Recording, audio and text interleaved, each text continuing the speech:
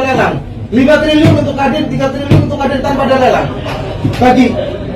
Selesai. Tampang 3 tersangka yang minta jatah proyek 5 triliun rupiah, Ketua Kadin Cilegon hingga Ketua HNSI Cilegon terancam 9 tahun penjara.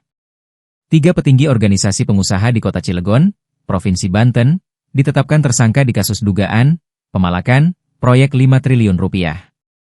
Ketiga tersangka tersebut diantaranya yaitu Ketua Kadin Kota Cilegon Muhammad Salim, MS, Wakil Ketua Kadin Cilegon Ismatullah, IS, dan Ketua HNSI Cilegon Rufaji Jahuri, RJ. Mereka diduga melakukan pemalakan terhadap perwakilan PT Cina Chengda Engineering, kontraktor yang memenangkan proyek pembangunan di PT Chandra Asri Alkali, CAA, senilai 15 triliun rupiah.